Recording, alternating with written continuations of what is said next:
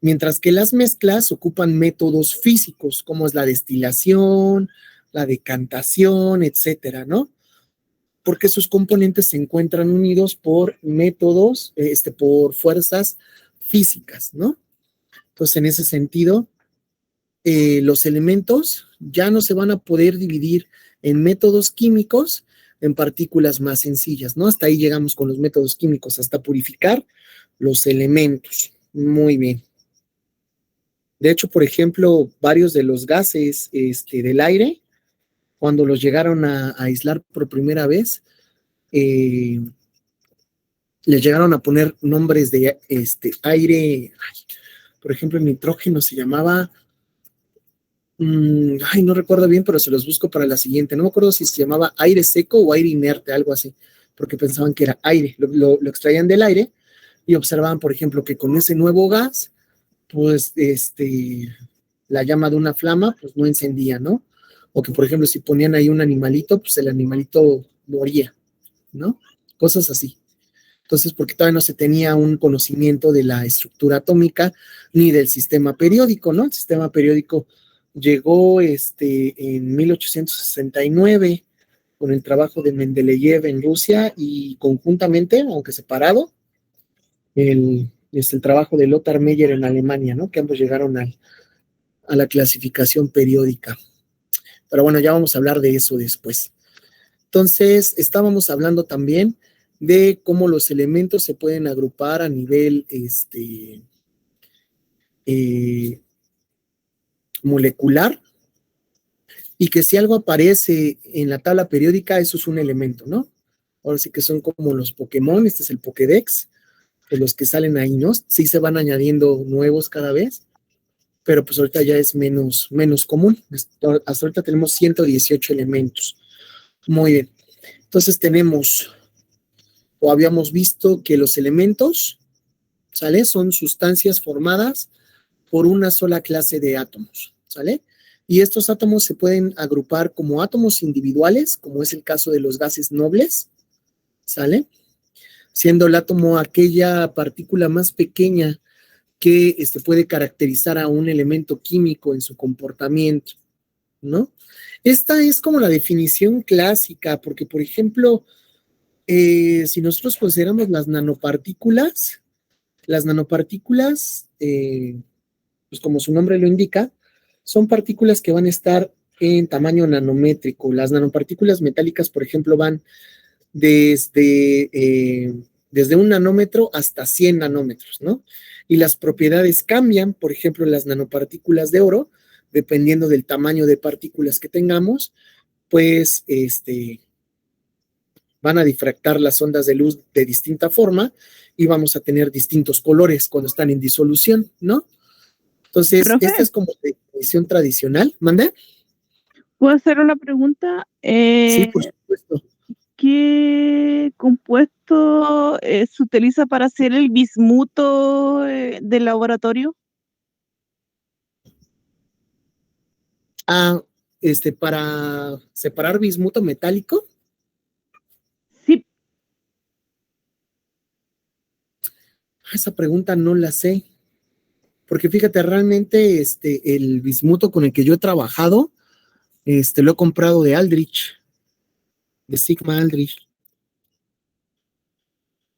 E incluso, por ejemplo, el bismuto, claro, no está puro, pero es relativamente fácil de encontrar. Por ejemplo, aquí en México, hay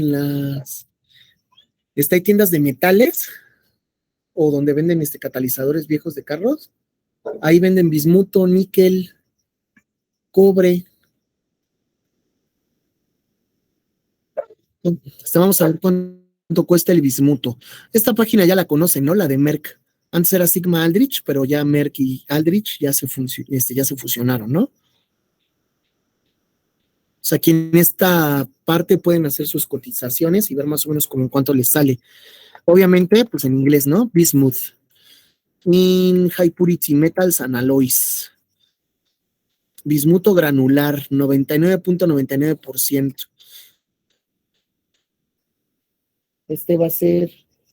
Ay, ay, ay, espérenme tantito que mi perro hace unas cosas. Deja ahí. Ay, ay, ay.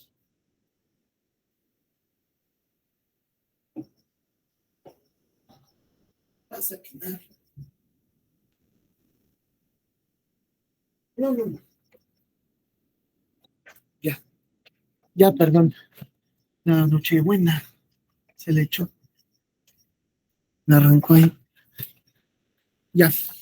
Ah, sí, entonces, por ejemplo, el bismuto, pues obviamente va a venir como en distintas purezas. Pues vamos a ver el de 99%, ¿no? Ver precio y disponibilidad. Uy, así de puro sí es caro, ¿eh? 1,464 pesos mexicanos. Si eso lo dividimos entre 20, más o menos tenemos el precio en dólares. O sea, ponle que 1,500 pesos, $75 los 100 gramos, con el 99% de pureza. Si ya te vas a una pureza mayor, el precio sí va a elevarse. 250 gramos. No, mira. Bueno, no, sí, porque es la mitad. 250 gramos, 3,558 pesos mexicanos. O sea que es 3,600 entre 20, $180. Sí, sí es caro. Digamos puro. ¿Cómo lo qué haría yo para obtenerlo puro? O bueno, no tan puro, o obtener bismuto. Yo creo que se ha de hacer por electrólisis, ¿sabes? Vamos a ver las condiciones, pero casi estoy seguro que es por electrólisis. Vamos a ver. Profesor, la Pepto Bismol Muy buena tiene pregunta. bismuto. Ay, ¿mandé? ¿No me escuchan? Le decía que las Pepto Bismol tienen bismuto. Ya me fui. Ay, no te escucho. A ver, déjeme ver mi conexión de red. No, se supone que sí. ¿Nos quedamos por cristales? ¿A qué te refieres, Gaby?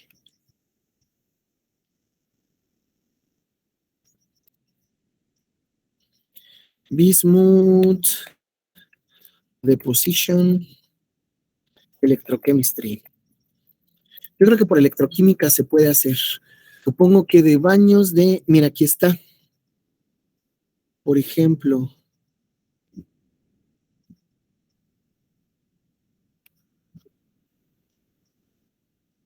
se puede hacer por métodos electroquímicos, ¿sí?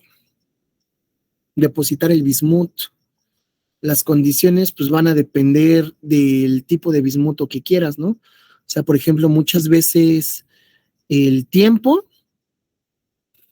va a ser obviamente que tu depósito de bismuto sea más grande, ¿no? Sí, mira, sí, por electroquímica lo puedes hacer. Puedes partir de una sal inorgánica de bismuto. Nada más tendrás que buscar cuáles son las condiciones del medio para hacer el baño, pues, que me imagino que va a ser medio ácido.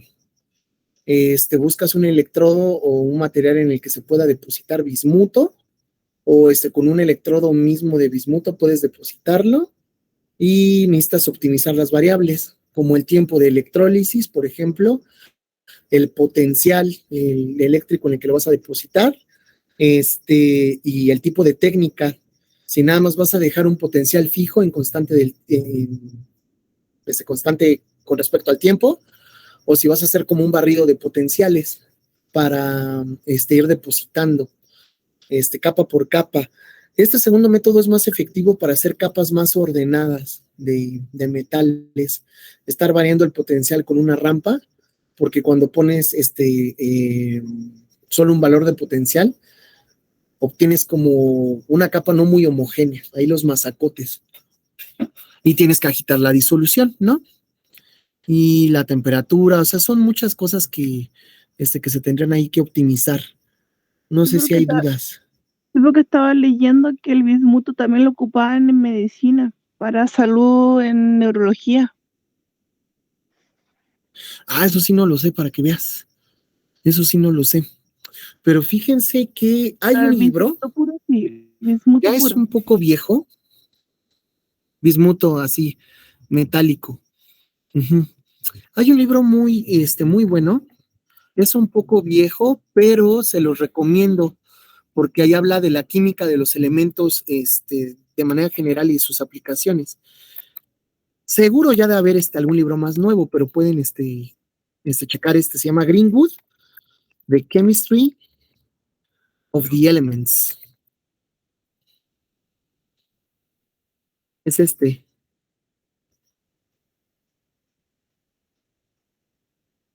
Y casi estoy seguro que está en Z Library. De hecho, creo que de ahí lo descargué. Pero es segunda edición.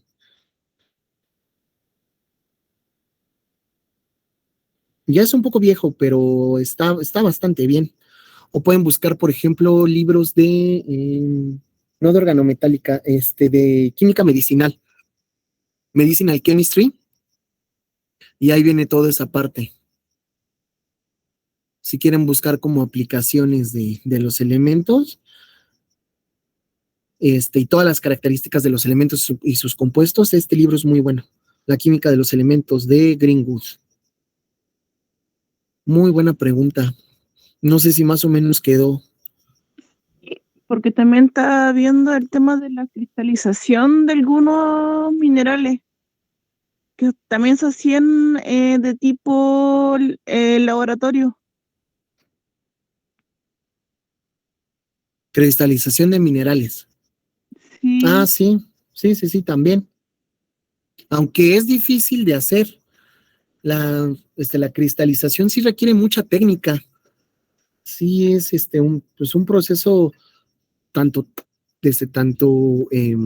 teórico, que necesitas conocer muy bien el tipo de hábito cristalino que va a tener el compuesto que quieres cristalizar, las condiciones en las que los puedes hacer y pues también tener tus mañas, ¿no? Porque sí son como recetas.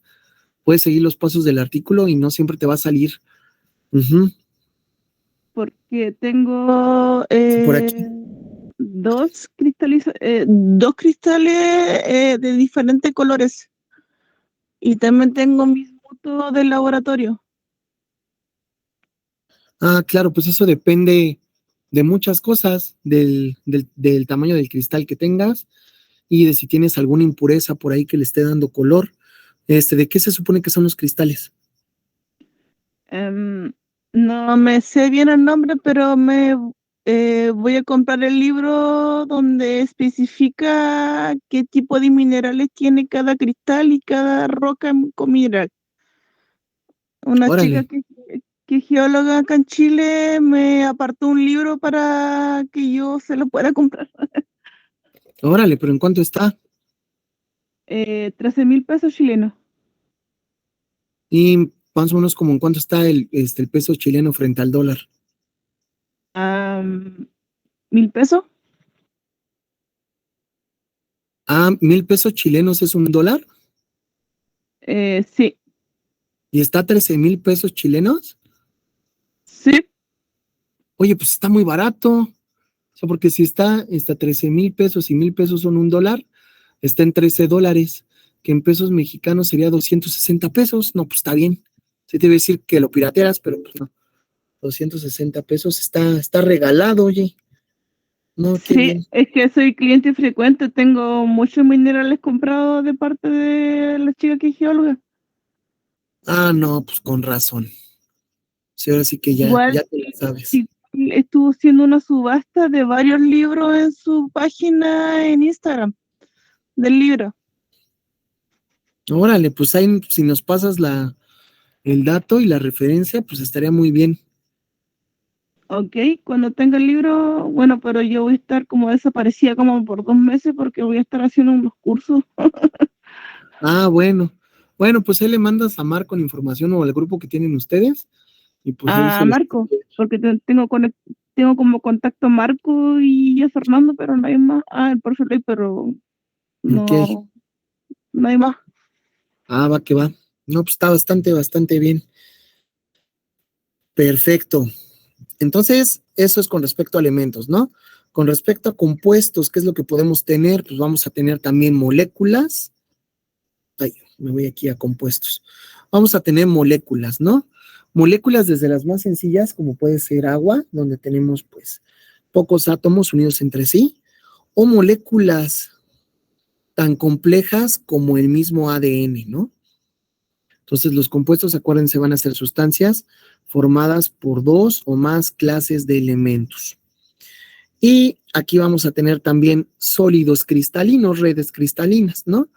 Como es en el caso de los compuestos iónicos que pueden formar cristales, ¿sale?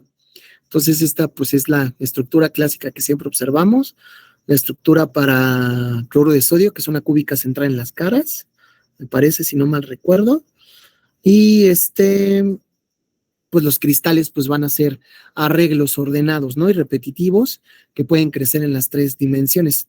Y habíamos hablado del concepto de celda unitaria, ¿no? Que representa cuál es el patrón repetitivo, ¿no? Dentro de un cristal.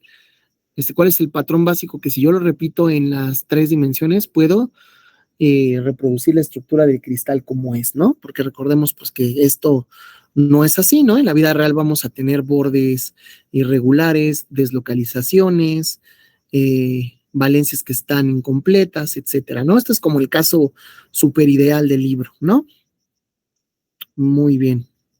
Entonces ahora vamos a hablar de las mezclas. Las mezclas se forman cuando combinamos dos o más sustancias. Las sustancias pueden ser incluso elementos y compuestos, ¿no? Como es el aire, que es una mezcla homogénea, ¿no? Que es que como nosotros sabemos, es una mezcla que está compuesta de 78% de nitrógeno, 77%, 21% de oxígeno y dióxido de carbono, vapor de agua y otros elementos que se encuentran en cantidades más pequeñas. Entonces, en este sentido, vamos a definir a las mezclas en dos, en mezclas homogéneas y mezclas heterogéneas, ¿no? ¿Quién me puede decir qué es una mezcla homogénea?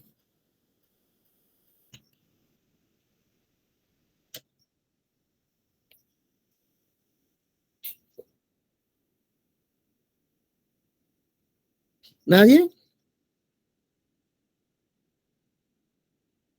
Yo casi estoy seguro que sí lo saben, pero les da pena. ¿El agua? No, el agua es un compuesto. El agua es un compuesto. Exacto, aquí ya nos puso Alex. Las mezclas homogéneas, los componentes no se ven a simple vista. Es decir, solo observamos cuántas fases. Una fase, exactamente, ¿no? O sea, por ejemplo, el agua, como bien lo dices, bueno, está aquí, por ejemplo, pensemos en el agua, ¿no? Si es agua del grifo, agua de la llave, sí es una mezcla, ¿no? Si es el agua que bebemos, incluso es una mezcla, porque el agua que bebemos, pues no es agua pura, ¿no? El agua pura, pues sería agua desionizada, por ejemplo, grado 1, ¿no? Pero que incluso no podemos beberla así, tanto por el sabor, que si ustedes han echado un trago de agua desionizada, sabe muy raro, tanto como por las sales, ¿no? ¿Mande, Angélica? La destilada también es una que es como que no se puede beber ni tomar. Pues digamos que sí te la puedes tomar, pero te va a dar diarrea, ¿no? Porque el agua que nosotros tomamos tiene cierta cantidad de sales, ¿no? Para controlar el equilibrio osmótico que tenemos en las células. Entonces, el agua destilada y el agua desionizada, pues, que son aguas más puras, pues no podemos tomarlas, ¿no? De hecho, por ejemplo, las aguas que llegan a tratar con ósmosis inversa quedan, pues, sí desionizadas, ¿no? Y tienen que volver a añadir sales para que pueda ser de consumo humano. Y dependiendo de la región del mundo o del país donde nos encontremos o de la marca, pues vamos a tener distintos sabores de aguas, ¿no? Pero si consideramos agua como tal, agua desionizada, es un compuesto, agua potable sería una mezcla homogénea, porque como muy bien lo dice Alex, solamente podemos observar una fase, ¿sale? No podemos distinguir a simple vista cuáles son sus componentes. Entonces, por el otro lado, si la mezcla homogénea contiene una fase, ¿qué va a pasar con las mezclas heterogéneas? ¿O qué son las mezclas heterogéneas?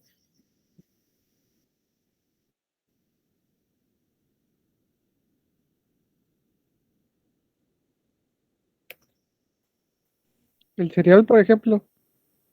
¿El qué? ¿El cereal? Sí, el cereal, donde los componentes sí se pueden reconocer, ¿no?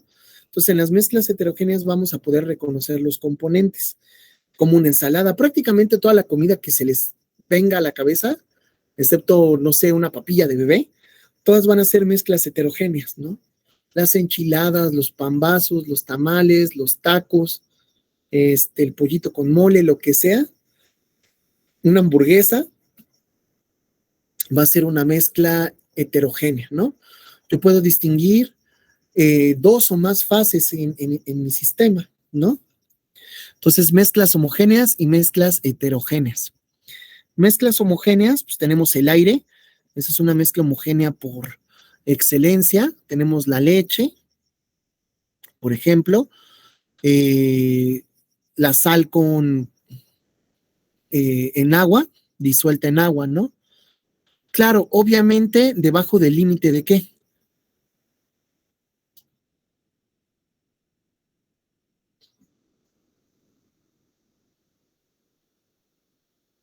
Del límite de ¿qué? Vamos a tener una mezcla homogénea de agua con sal. De la salinidad que hay en el agua, ¿o no?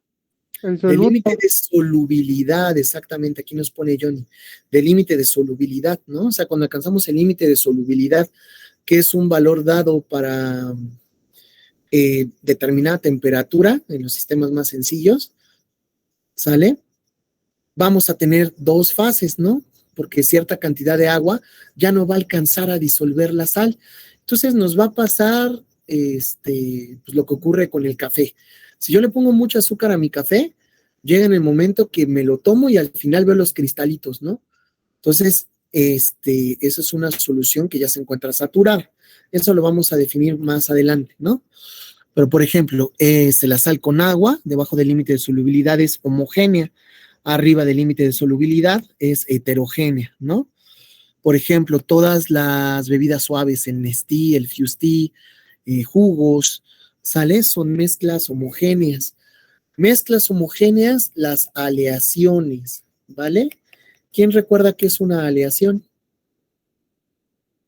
Aleaciones o soluciones sólidas.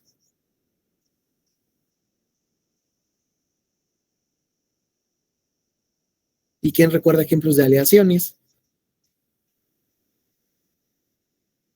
Sí, es una mezcla homogénea, las aleaciones son homogéneas, claro, desde todas estas que dimos son ejemplos de homogéneas. ¿Y qué son?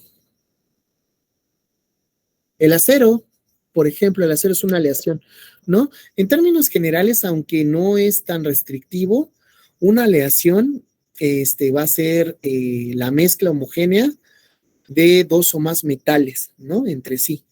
Entonces hay distintas aleaciones que van a ser muy, muy importantes. O sea, por ejemplo, podemos tener el acero, como bien lo dice su compañero, donde vamos a tener una aleación de hierro con carbono principalmente, ¿no?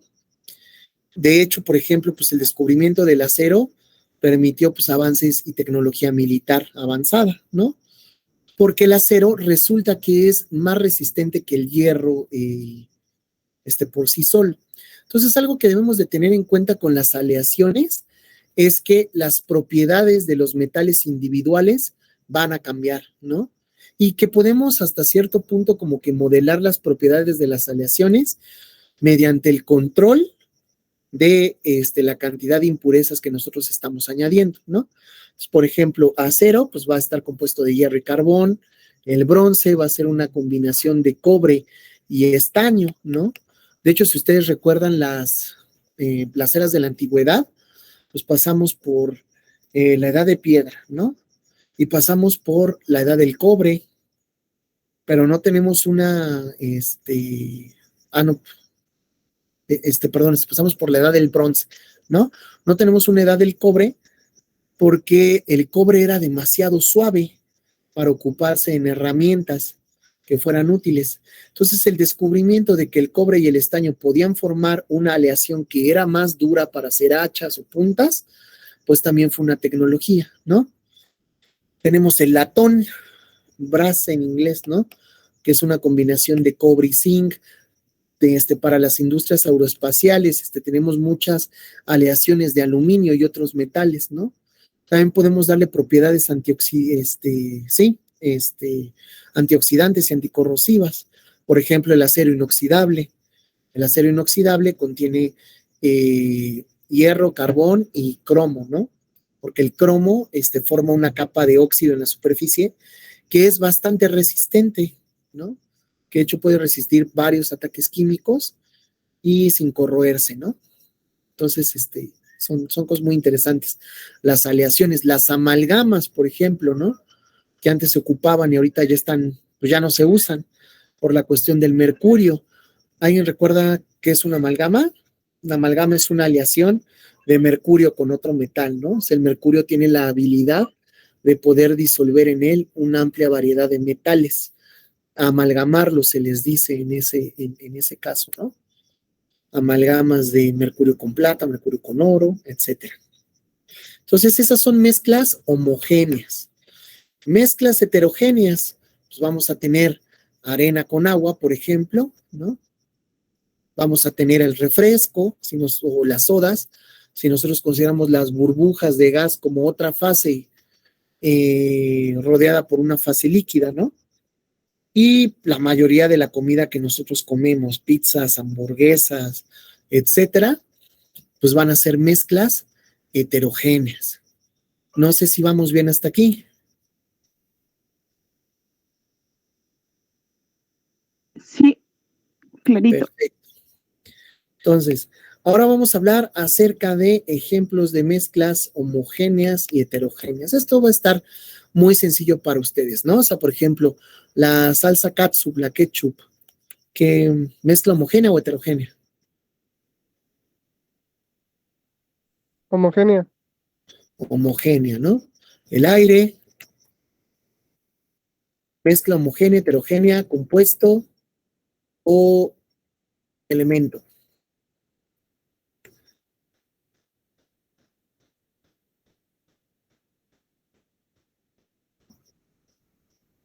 Es Pero una no mezcla homogénea.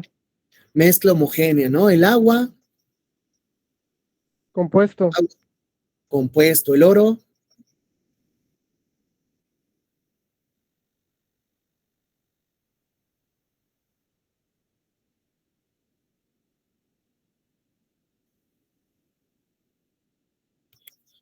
y el oro, Dice Alex, elemento. elemento. Se parece a la tabla periódica, es elemento. Lo mismo la plata, ¿no? Oro y plata, elementos. Azúcar y agua, por ejemplo. Heterogénea. Depende. Depende, exacto. Si yo estoy arriba del límite de solubilidad, es heterogénea, ¿no? Pero si es una disolución insaturada, homogénea, ¿no? Muy bien, el oxígeno, Elemento. elemento, agua con cubos de hielo,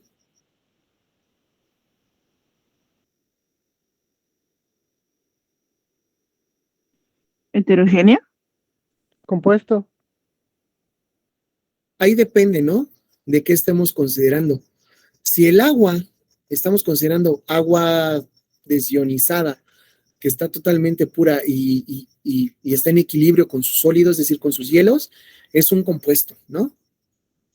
Pero si estamos considerando, por ejemplo, agua de la llave o agua de la que tomamos con sus hielos, pues es una mezcla heterogénea, ¿no? Ahí depende mucho. Una aleación, Homogénea. homogénea, dióxido de carbono, Compuesto. compuesto, lo mismo que cloro de sodio, ¿no? Vitaminas y proteínas, ¿qué son? De hecho, vitaminas, proteínas y DNA.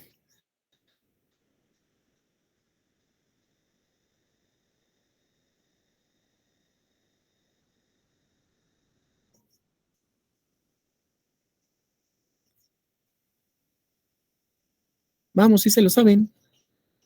Vitaminas, proteínas y DNA, ¿qué serían? Creo que es una cadena de compuestos. No estoy seguro. Son compuestos. Exacto, las vitaminas son compuestos ¿Sale? Hay muchos, por ejemplo, la vitamina C, el ácido ascórbico es un compuesto. Las proteínas, pues podemos tener, sí las podemos considerar compuestos, lo mismo que el ADN, ¿no? El helio, ¿qué va a ser el helio? Elemento. Elemento, ¿no? Aparece en la tabla periódica, elemento, ¿no? Por ejemplo, si yo tengo una galleta con chispas de chocolate, ¿qué va a ser? Heterogénea. Heterogénea, ¿no? Y así, entonces así sucesivamente. Entonces ahora podemos hablar de cambios físicos y cambios químicos. ¿Cuál va a ser la diferencia entre un cambio físico y un cambio químico? ¿O qué recuerdan que son?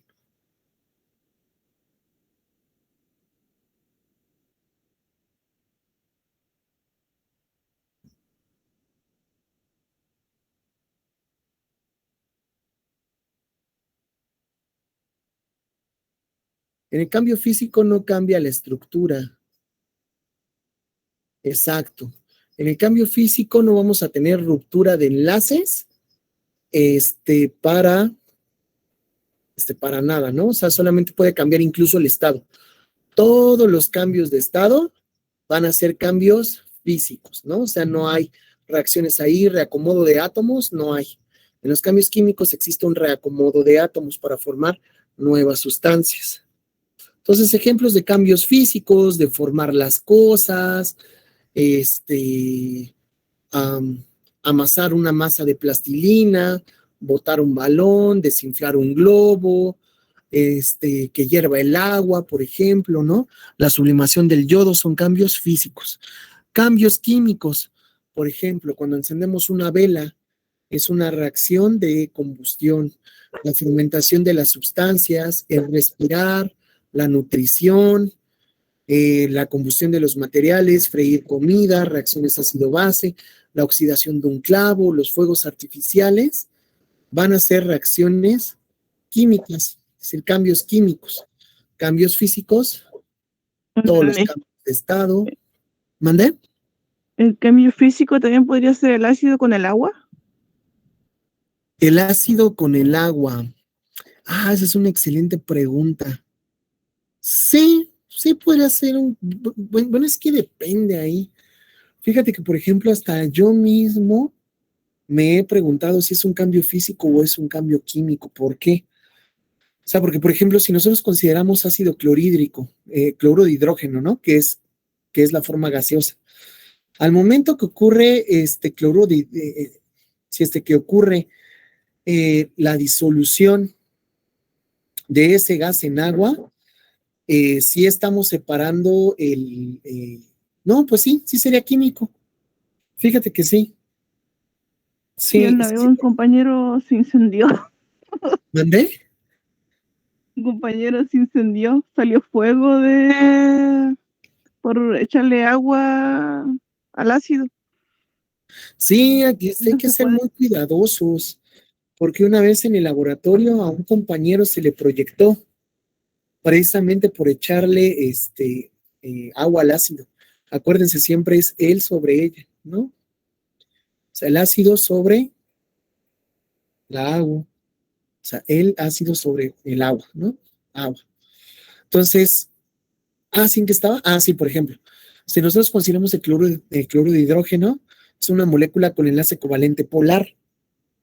Si yo la disuelvo en agua, va a ocurrir el proceso de solvatación y ya no vamos a tener más moléculas de HCl. Vamos a tener iones solvatados, iones hidróneo y iones cloruro, ¿no? En este caso, ¿no? Qué bueno que esto del H3 o más, pues es entre comillas, ¿no? Porque en disolución se pueden formar agregados con muchas más moléculas del agua, ¿no? Sí, con muchas más moléculas de agua. Entonces sí sería un cambio químico. Sí, Lo porque mismo pasa con el sodio, ¿verdad? ese enlace. ¿Mande? Lo mismo pasa con el sodio y el agua. No, en el caso del sodio y el agua, ahí sí ocurre una reacción. Ahí es más que la solvatación. En el caso del sodio y el agua es una reacción redox, que es el protón del agua. Acuérdense que aunque tengamos agua neutra, siempre va a haber un equilibrio de autoprotólisis del agua. Es decir, vamos a tener iones H's más y OH's menos ahí presentes en cierta cantidad. En agua neutra se supone que 10 a la menos 7 molar, ¿no? Entonces, ¿qué ocurre con eso? En el caso del sodio, el sodio metálico reacciona con H's más y se forma la sal correspondiente.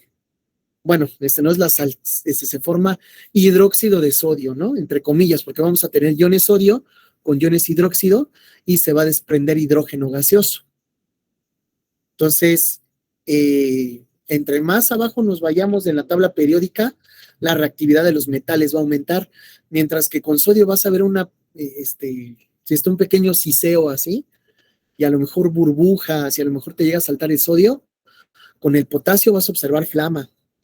Y con el cesio no quiero ni decirles, con el cesio aléjense de ahí, si no quieren perder una mano o la cabeza. Con el cesio es una reacción muy, muy, muy violenta. Muy bien.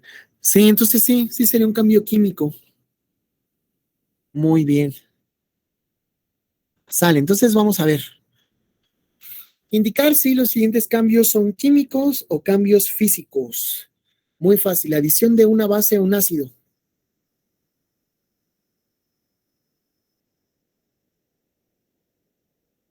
Físico. Químico, No la uso. químico. Siempre que escuches sustancias químicas y precisamente ácidos y bases, ahí ocurre una reacción.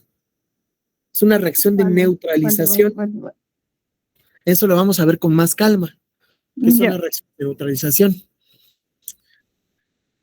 Ok, calentar agua, eso sería física. físico. Preparar una ensalada,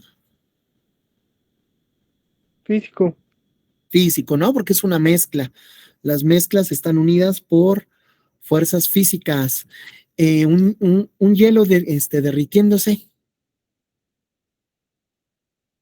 Físico. físico, ¿no? Dos soluciones transparentes que se mezclan y la mezcla resultante tiene un precipitado amarillo. Químico. Químico, ahí ocurre una reacción de precipitación, ¿no? Puede ser nitrato de plomo más yoduro de potasio, que va a formar yoduro de plomo, que es de color amarillo, ¿no? Por ejemplo, inflar un balón, Físico. Físico. cocinar un huevo,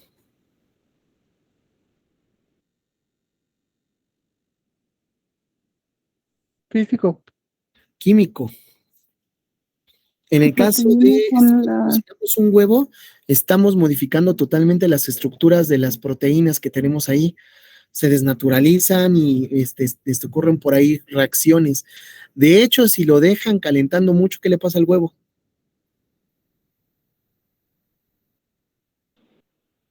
se cuece mucho y se quema. Se quema, exacto. Se pone negro porque estamos generando ¿qué? Carbón, ¿no? Entonces es un cambio químico. Disolver sal en agua, Químico. químicos si aplicamos el mismo criterio, ¿no? O sea, vamos a tener los iones en la red cristalina y mediante el proceso de solvatación, pues se va a romper esa estructura cristalina y se van a separar los iones, ¿no? ¿Todo el mundo sabe lo que es el proceso de solvatación, hidratación y así? ¿O lo estoy dando por hecho? Yo algo recuerdo de eso. Ok, a ver, vamos a ver un video. Exacto.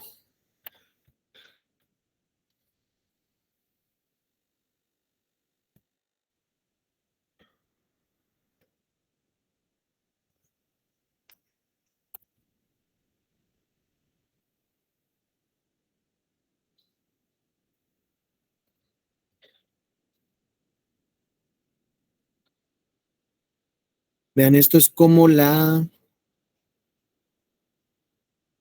sal se disuelve en agua. Vamos a ver.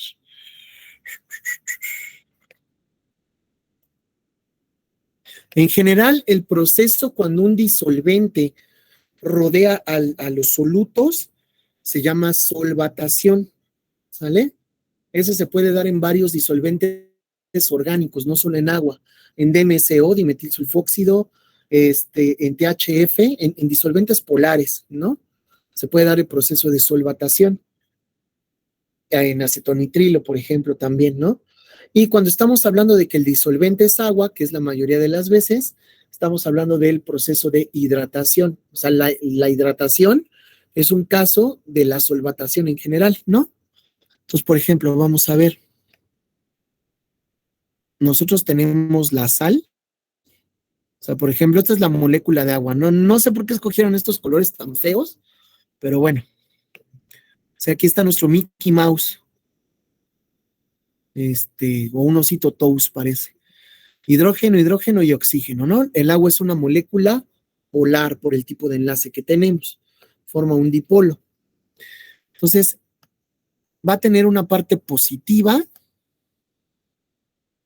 ese dipolo, y una parte negativa. La parte negativa va a ser el átomo de oxígeno.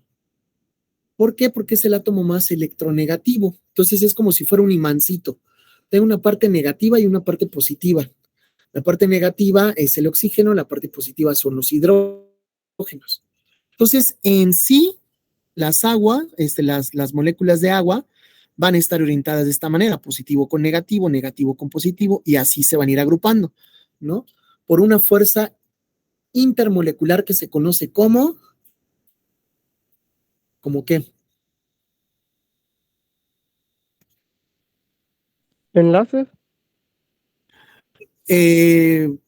No es un enlace, o sea, porque los enlaces ocurren entre átomos de una molécula, ¿no? En el caso del agua, el enlace es covalente polar. Pero ¿cómo se llama la fuerza que mantiene unida a las moléculas de agua? Y que nos permite explicar, por ejemplo, que tenga un punto de fusión muy alto en comparación de otras sustancias que tienen la misma masa molar.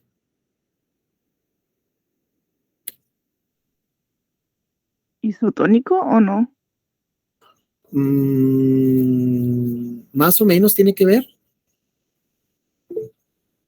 Por ahí alguien ya dio con la respuesta, estoy seguro. Puente de hidrógeno, exactamente, enlace de hidrógeno, ¿no? Muy bien. Puentes de hidrógeno, ¿sale? Los puentes de hidrógeno van a ser un caso específico que vamos a ver de las interacciones dipolo-dipolo, ¿no? Son fuerzas intermoleculares. Entonces se forman puentes de hidrógeno, exacto. Los puentes de hidrógeno no son más que estas interacciones entre la parte positiva del agua, los oxígenos, y los hidrógenos, y la parte negativa de otra molécula de agua, ¿no? Los oxígenos. Entonces, ¿qué va a pasar? Pues las moléculas polares como el agua, pues van a sentir afinidad hacia los iones. No hay nada más polar que un ion, ¿no? Y en la estructura del cloruro de sodio, vamos a tener muchos iones disponibles, iones positivos y iones negativos. Muy bien. Entonces, ¿qué va a ocurrir? Las moléculas del agua van a interactuar con estos iones, con su parte positiva y su parte negativa, y los van a arrancar, ¿no? Y varias moléculas de agua van a rodear esos iones, ¿no? Por el campo eléctrico que estos mismos generan. Entonces, pues vamos a tener distintas esferas de solvatación, ¿vale? ¿A qué se refiere la esfera de solvatación? Al número de moléculas que rodea un ion en específico. Entonces, las aguas van a traer con su parte negativa los iones positivos, con su parte positiva los iones negativos, ¿no? Entonces, siempre cargas opuestas. En química, todo es cargas opuestas que se atraen, ¿no? De alguna u otra forma. Entonces, hasta para mecanismos de reacción en química orgánica, siempre tenemos que buscar qué cosa nos da una carga positiva o negativa, o dónde hay una polaridad, etcétera, ¿no? Es muy importante ese concepto de polaridad, que lo vamos a revisar más adelante cuando veamos polaridad de enlaces, ¿no? Muy bien. Entonces, este es el proceso de hidratación, que las moléculas de agua rodean a determinados solutos. Y esto ocurre no solamente con especies iónicas, ¿no? También puede ocurrir, por ejemplo, con azúcar. Los grupos hidroxilos en el azúcar, en la sacarosa, pues van a atraer por puente de hidrógeno a las moléculas de agua, ¿no? Perfecto. No sé si por ahí les quedó más claro. Entendible. Perfecto. Luego tenemos la sublimación del yodo, ¿proceso químico o físico? Químico. Físico. Ah. La sublimación es otro cambio de estado. ¿Quién recuerda de la clase pasada qué es sublimación? Cuando se produce calor. No. La sublimación es el cambio de sólido a gas sin pasar por el estado líquido, ¿no? Ahorita vamos a ver cómo es que eso puede ocurrir. Por ahí alguien puso algo en el chat, me parece. Sí, respondió lo mismo que De usted. sólido a gas, exacto, ¿no? Y al revés de sublimación inversa, de gas a sólido o depósito también se conoce. En inglés es deposition, pero nunca digan deposición, ¿no? Eso es hacer popó. Deposición. Y luego, la adición de ácido a bicarbonato para producir dióxido de carbono y agua.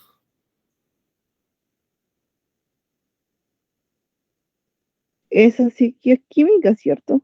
Ese es un proceso químico, ¿no? El bicarbonato va a reaccionar con ácido y vamos a producir un burbujeo, que es una reacción química, dióxido de carbono y agua que liberamos. Muy bien. ¿Dudas hasta aquí? No. Perfecto. Vamos a seguirle con otro tema más, aprovechando que hoy no tienen otra clase. Entonces, ¿por qué empezamos a hablar de estas cosas? Para que no perdamos como el hilo conductor del por qué lo estamos haciendo, porque estábamos hablando de distintas propiedades, ¿no? Propiedades de la materia, ¿sale? Y hablamos de propiedades intensivas de la materia y propiedades extensivas de la materia. ¿Quién recuerda qué eran las propiedades intensivas?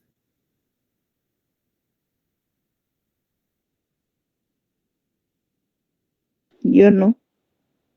Las propiedades intensivas son aquellas que no dependen de la cantidad de materia. Habíamos visto que la densidad es una de ellas, ¿no?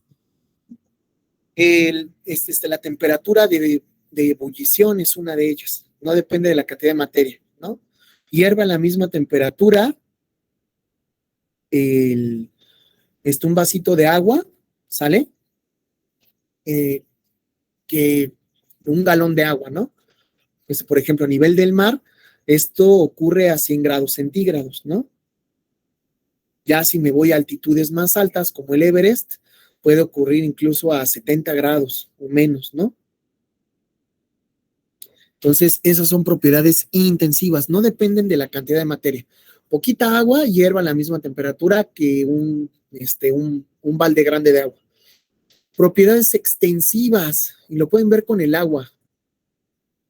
Cuando se están preparando un té, ¿qué es más rápido? ¿Que ustedes preparen una olla de 10 litros de té o que nada más se preparen una tacita? ¿Qué se calienta más rápido? La taza. La taza, ¿no? Eso tiene que ver con el calor específico. La energía para aumentar la temperatura de un material en un grado, de un gramo de ese material, se conoce como calor específico. Entonces, esa es una propiedad extensiva. No es lo mismo calentar una tacita que calentar un garrafón de 20 litros, ¿no? Va a tardar más, requiere más energía, ¿no? Y de hecho esto es muy importante porque, por ejemplo, los océanos, los lagos, las lagunas tienen una propiedad termorreguladora, mantienen estable de alguna u otra manera la temperatura del lugar donde nos encontramos, ¿no? Cosa que no ocurre en los desiertos. ¿Mandé? Eso por las corrientes marinas, ¿cierto? Sí. Ah, bueno. Es cierto. Sí, por las corrientes marinas. Sí, claro. Las corrientes marinas también influyen, pero de manera general, si tú vives cerca de un lago, por ejemplo, la temperatura es más estable que si vives en el desierto, ¿no?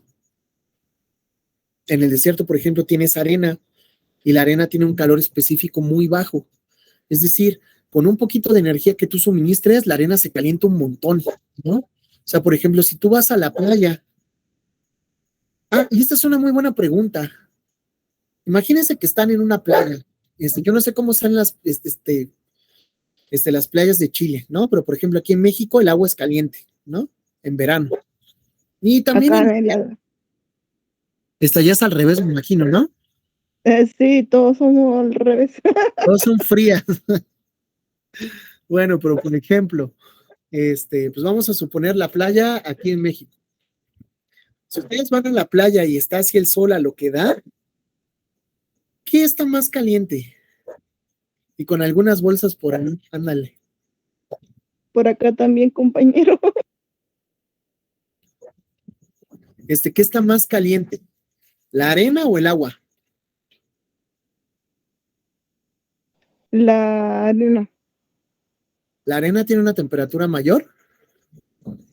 Sí, pero tengo entendido que un profesor explicó que cuando uno se quema por el efecto de la arena y el mar, se le llama efecto espejo. Sí, porque la arena es un material refractario. Sí, por supuesto.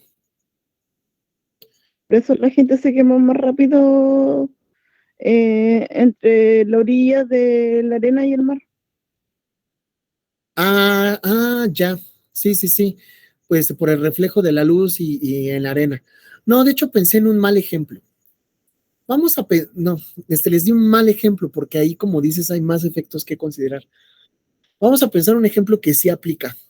Vamos a pensar ustedes están en la noche y se paran descalzos. Y se paran del lado equivocado, de donde está un tapete y de donde está la losa, el suelo. ¿Cuál de los dos está más frío?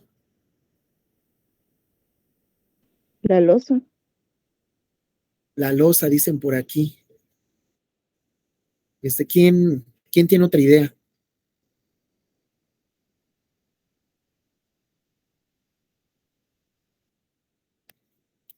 ¿La losa o el tapete?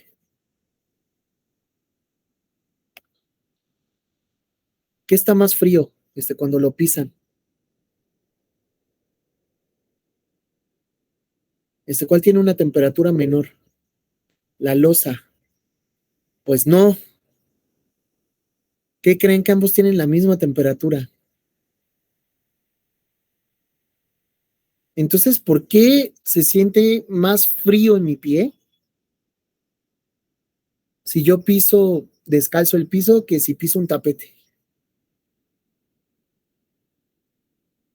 Depende si anda con calcetines o anda a pie descalzo.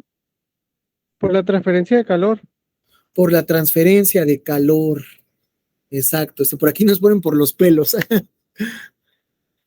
No, por la transferencia de calor. ¿Sale? Se supone que ambos objetos se encuentran a la misma temperatura, el suelo y el tapete. Pero, ¿sale? La transferencia de calor es más efectiva en el caso de la losa que en el caso del tapete, por el calor específico. ¿Sale? Entonces, vamos a hablar un poquito de temperatura, nada más lo básico, ¿sale? Porque lo vamos a ver con más detenimiento adelante, ¿no? Acuérdense que estamos revisando todo de manera general. Entonces, la temperatura es muy importante, es una propiedad de todos los objetos, ¿sale? Todos los objetos poseen una temperatura, ¿sale? Entonces, esa temperatura se relaciona con la energía cinética promedio que poseen sus partículas. Si las partículas se mueven muy rápido o mucho, estamos a una alta temperatura, ¿no? Si yo disminuyo la temperatura del sistema, los movimientos moleculares también se ralentizan. Entonces, la temperatura se relaciona con eso, ¿no? Entonces, pues nosotros relacionamos la temperatura con qué tan caliente o qué tan frío está un objeto, ¿no? ¿Sale? Pero no siempre es así, porque nuestra percepción de lo que es frío y de lo que es caliente, pues ya vimos que ahorita no es del todo correcto. Ambos objetos se encuentran a la misma temperatura. Entonces, la unidad del Sistema Internacional para la Temperatura, ¿alguien la conoce?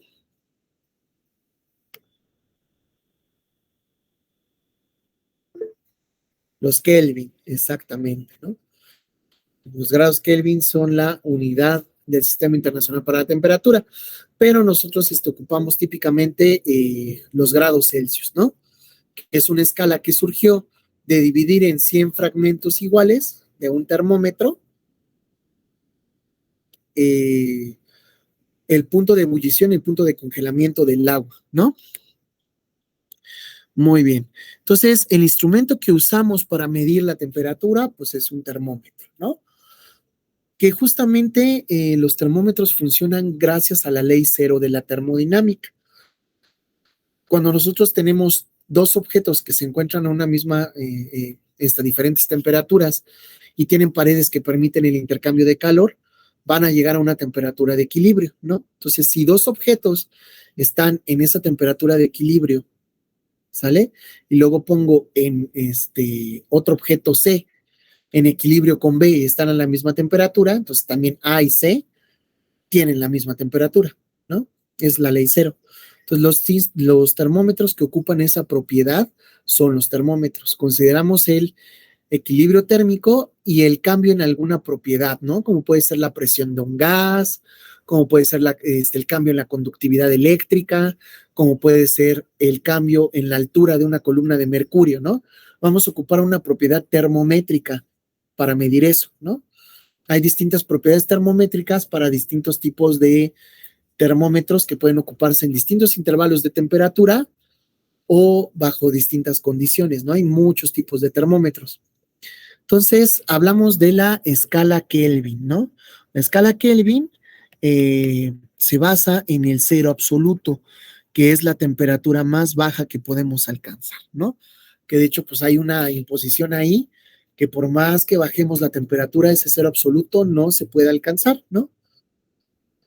Siempre vamos por ahí a tener flujos de calor porque no tenemos un vacío perfecto. Entonces se han alcanzado aquí en la Tierra temperaturas tan bajas como nanokelvin, ¿no? Por unos procesos que se llaman de desmagnetización adiabática. Entonces se han logrado alcanzar temperaturas muy cercanas al cero absoluto, pero no se puede alcanzar el cero absoluto, ¿no? En ese sentido. Entonces, ¿cuál es la diferencia entre calor y temperatura? ¿Quién me puede decir? ¿Qué es calor?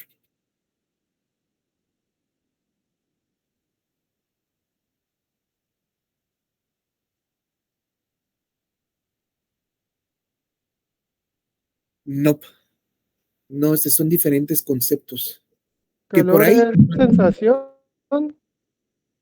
la sensación. Pues más, sí, más o menos, sí, tiene que ver.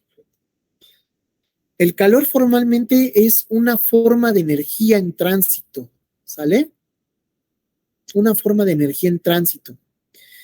Y por ahí dijeron temperatura alta. Sí, el calor de manera natural fluye en una dirección de objetos de temperatura alta hacia temperatura baja, ¿no? O sea, por ejemplo, cuando nosotros estamos en invierno y abrimos nuestra ventana,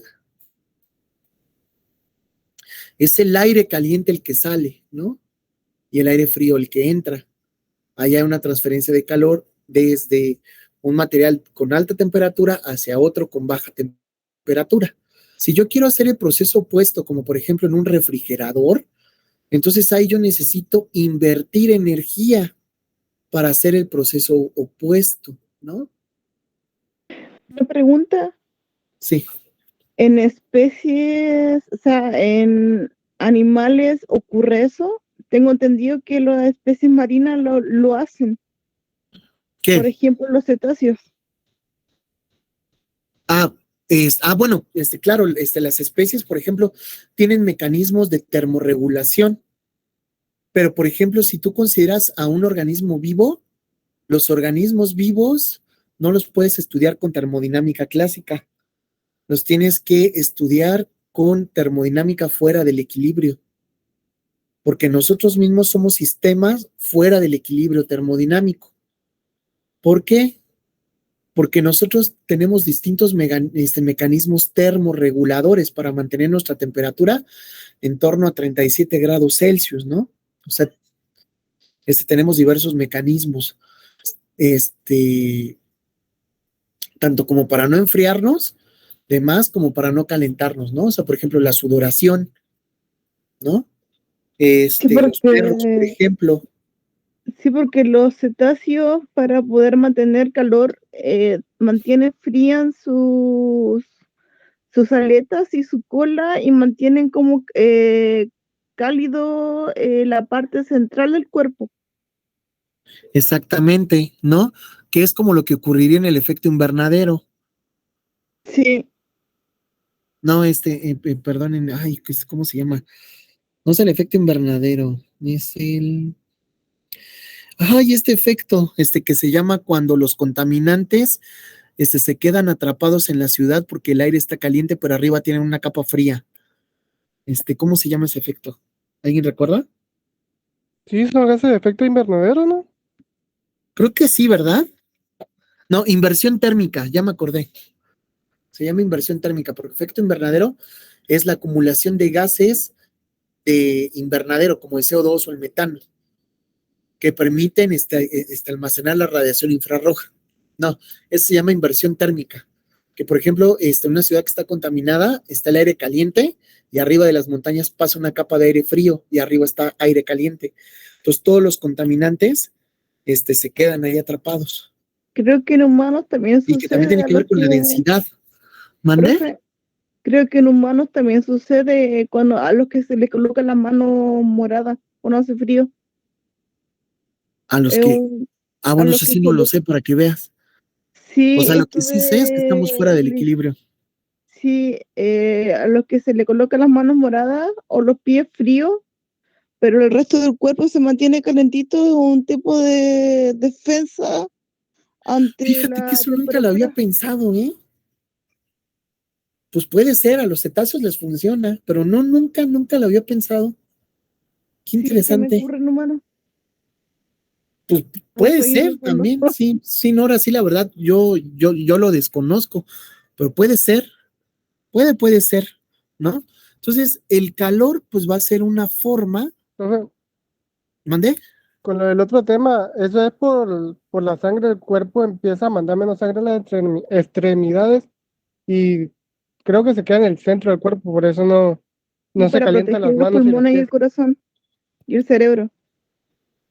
Bueno, también eso sí es una explicación muy buena, porque también, pues en un caso así, es más importante que los órganos vitales se encuentren a una temperatura adecuada. Entonces sí, también tiene lógica. Y sí tiene que ver con el flujo sanguíneo. Sí, pues está interesante, ¿no? Todos estos mecanismos. Sí, sí, sí. Entonces, pues nosotros mismos somos un sistema fuera del equilibrio, ¿no? O sea, por ejemplo, ¿cuándo alcanzaríamos el equilibrio térmico?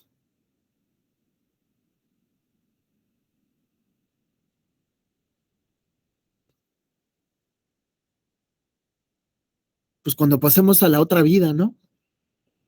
Pues cuando estemos muertos, pues vamos a alcanzar el equilibrio térmico. Solo así, ¿no? Profe, Entonces, hablando de eso, sí. cuando se supo que tuvo COVID, una funeraria me envió una solicitud. Manches, qué horror, como sopilotes ahí, Día de volando, nada más muertos. viendo de dónde salen, ¿no? Así de, ¿tienes COVID? Ya, ya pensaste Son en tu como futuro. buitres. No, qué mala onda, no lo inventen. Espérame un tanto, 30 segundos, voy por un vaso de agua porque ya me quedé sin salir.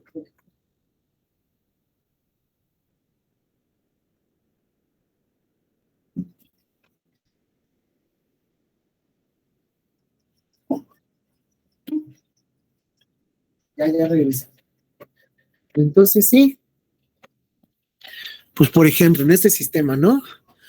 Tenemos el cavernícola que está aquí sentado y puede transferir calor desde sus pies hasta el suelo, ¿no? Y también, pues por ejemplo, si estamos aquí enfrente de la fogata, pues la fogata tiene una mayor temperatura y nos da esa sensación de calor, ¿no? Pues que nosotros pues, lo percibimos, es toda esa energía que se transmite hacia nuestras moléculas que hacen que vibren más y que aumentan la temperatura. Entonces es muy importante, ¿no? Lo que miden los termómetros es la temperatura. ¿Cómo ocurre un cambio en temperatura? Por una transferencia de calor, ¿sale? O sea, la temperatura, o más bien los cambios en temperatura son consecuencia de una transferencia de calor, ¿no? Desde una fuente de una temperatura más alta hacia otra fuente de otra, ¿no? Entonces, muchas reacciones químicas pueden liberar calor hacia los alrededores, ¿no? O absorberlo para que la reacción se lleve a cabo, ¿no? Entonces, en ese caso vamos a tener reacciones endotérmicas y reacciones exotérmicas. Entonces, antes de que nos vayamos, vamos a pensar qué es el punto de ebullición. ¿Quién me puede decir?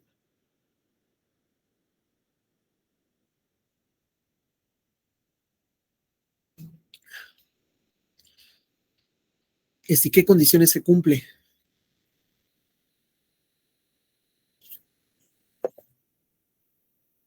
¿Qué entienden por punto de ebullición o temperatura de ebullición?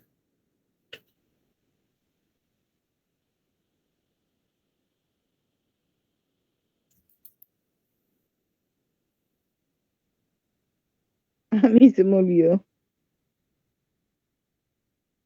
Ok, exacto. Ebullición igual a hervir, muy bien, Javier. Alex nos dice, de líquido a vapor, sí, por supuesto, ¿no? Va a ser la temperatura en la cual ocurre el cambio de líquido a vapor. Pero vamos a analizar un poco más de cerca esas definiciones, ¿no? O sea, por ejemplo, la temperatura de fusión va a ser aquella temperatura donde ocurre el cambio de un sólido a un líquido, ¿no? O sea, donde la fase sólida se transforma en un líquido.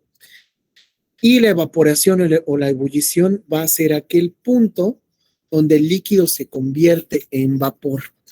Algo que debemos de tener en cuenta es que cada sustancia pura tiene asignados ciertos puntos de fusión y ciertos puntos de ebullición, ¿no? Que pueden ser altos o bajos. ¿De qué creen que dependa la temperatura de fusión y de ebullición en general?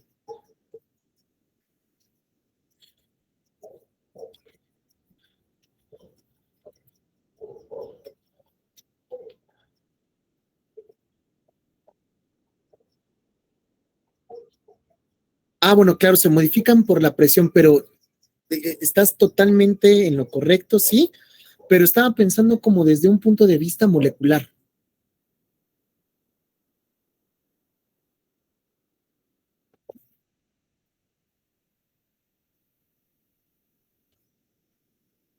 ¿Quién tiene una idea por ahí?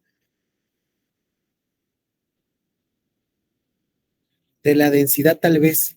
Ok, bueno, esas son propiedades macroscópicas. Vámonos más a lo micro.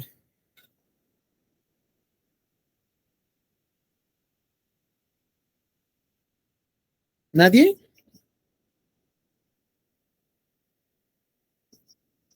De las fuerzas que mantienen unidas a las moléculas o a las partículas o a los iones que yo tengo ahí, ¿no? Entre más fuertes sean esas fuerzas, mucho mayor va a ser la temperatura de ebullición de una sustancia, ¿no? Entonces, todos esos cambios estructurales afectan la temperatura de ebullición. Vamos a ver, por ejemplo, estos ejemplos. Vamos a ver qué es lo que pasa para gases como el hidrógeno, el metano y el nitrógeno, ¿vale? Vamos a empezar a analizar esta tabla, fíjense. Vámonos, si quieren, con los puros puntos de ebullición. Hidrógeno, que es un gas, tiene una temperatura de ebullición de menos 253 grados. El nitrógeno, que es un gas, su temperatura de ebullición es más alta, menos 196, ¿vale? Y en el caso del metano, su temperatura de ebullición es más alta todavía, menos 161. Entonces aquí dos cosas van a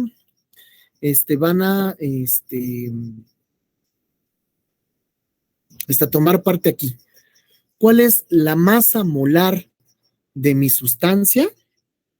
¿Y qué tipo de interacciones intermoleculares tiene? ¿Sale? Ahorita, por ejemplo, vámonos nada más al efecto de la masa. El hidrógeno, si yo me fijo en la tabla periódica, cada átomo de hidrógeno, cada mol, pesa 1 gramo. Entonces tengo 2 átomos de hidrógeno. Esto tiene una masa de 2 gramos mol. Nitrógeno, por ejemplo, pesa 14 y el metano pesa 16. Si yo me fijo nada más en eso, puedo explicar por qué la temperatura de ebullición aumenta en ese orden, ¿no? Ambas, bueno, las 3 especies, de hecho vamos a regresar a esta tabla cuando veamos fuerzas intermoleculares. Las 3 especies, hidrógeno, metano y nitrógeno, se encuentran unidas entre sí por fuerzas de dispersión. Son fuerzas extremadamente pequeñas las que los mantienen unidos. Entonces es facilísimo romperlas y por eso podemos transformarlas de líquido a gas a temperaturas bajísimas, ¿no? Ahora vamos a pensar en el cloruro de hidrógeno. Si yo comparo el cloruro de hidrógeno con el metano, vean, el punto de ebullición del cloruro de hidrógeno gas es de menos 85 y el del metano es de menos 161. Eso ocurre por las fuerzas dipolo-dipolo que vamos a ver más adelante, donde nosotros tenemos que las moléculas de cloruro de hidrógeno se comportan como si fueran imanes pequeñitos. Entonces se encuentran más unidas entre sí.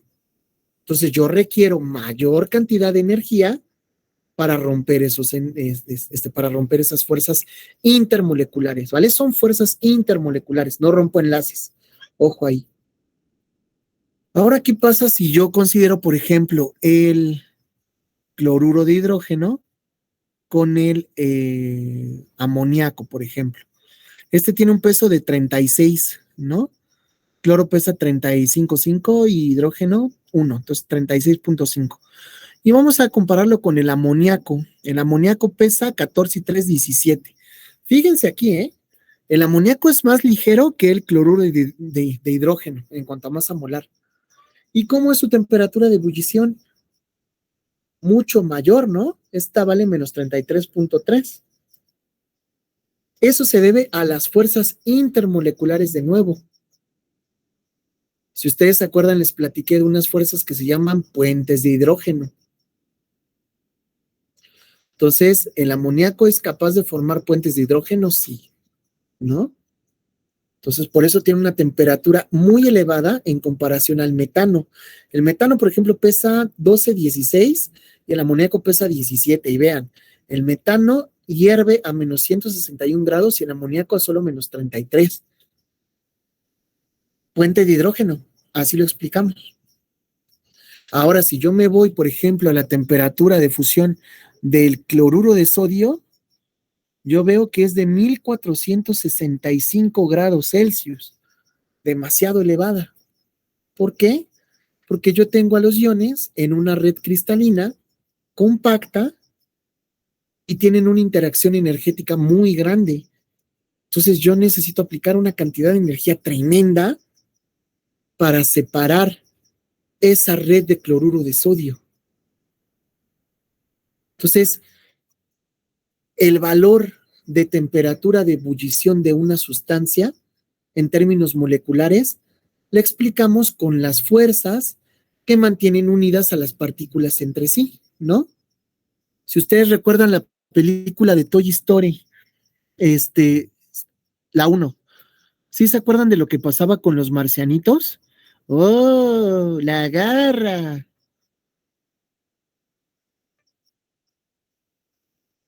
¿Sí se acuerdan o no? O yo estoy muy viejo.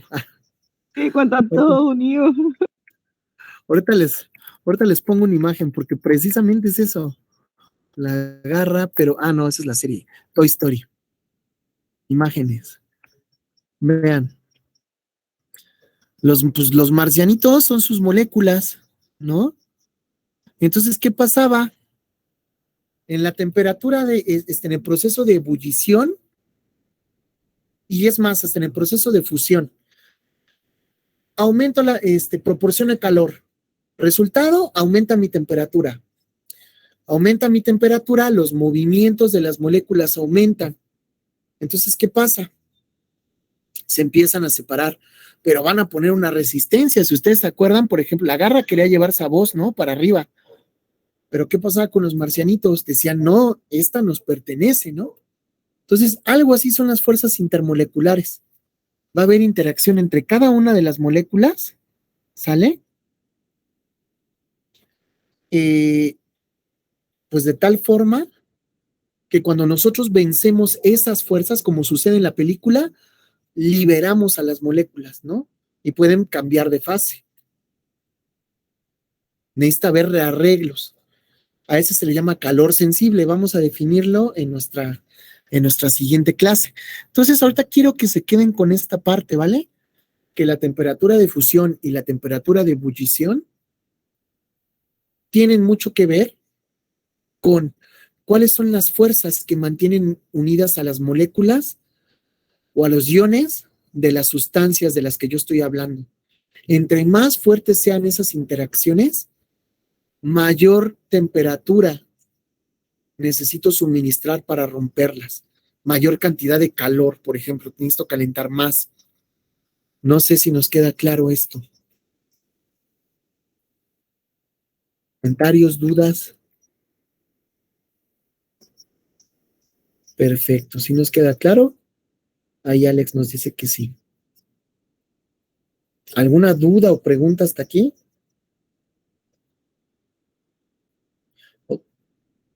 También claro. Entonces ahora sí ya nos quedó perfectamente claro que no es lo mismo temperatura que calor, ¿no? El calor provoca los cambios en temperatura. La temperatura es una propiedad de los objetos. La mido con un termómetro. Y el calor es una energía en tránsito. Claro, yo puedo medir cuánto calor se transfirió de un objeto a otro por calorimetría, ¿no? Puedo ocupar su famosísima ecuación de Q es igual a mc por delta T, ¿no? Para determinar cuánto calor se transfiere. Pero esa es la idea. Un cambio en temperatura es porque aplicamos calor, ¿no?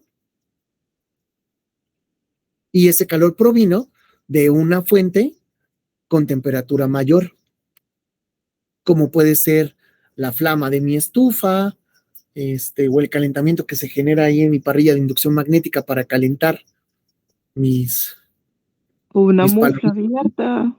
O la mufla. O ¿la qué, Angélica?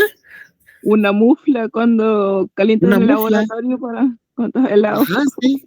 Una buena carne asada, ¿no? El asador. Exacto. Entonces, eso es lo que debemos de tener claro. No sé si o sea, como les digo, esto se trata de que entendamos bien el concepto antes de meternos a las ecuaciones o a las aplicaciones. O sea, primero tenemos que entender bien cuál es el concepto y qué es lo que está pasando detrás. Porque si no, todo se convierte en ecuaciones, pues, en formulazos. Pero ¿qué está pasando? Pues quién sabe, ¿no? Perfecto. ¿Por ahí te quedó claro, Lucas? Sí, me quedó todo claro. Perfecto, porque tú eres el miembro más joven de este grupo. Muy bien. Pues bueno, chicos, pues ya los dejo que se duerman. Todo un gusto, como siempre, verlos. Y nos vemos la siguiente clase el miércoles, ¿vale? Muchas gracias, profe, que esté bien. Linda clase. Ay, muchas gracias, Javi. Sí, que descansen. Hasta luego. Muchas gracias. No, a ustedes. Hasta luego. Bye, bye. Gaby, que descanses. Bye, chicos. Pues, muchas gracias, Marco, por todo. Entonces, ahí andamos en contacto el miércoles, ¿sale, vale? Que descanse, Johnny. Bye.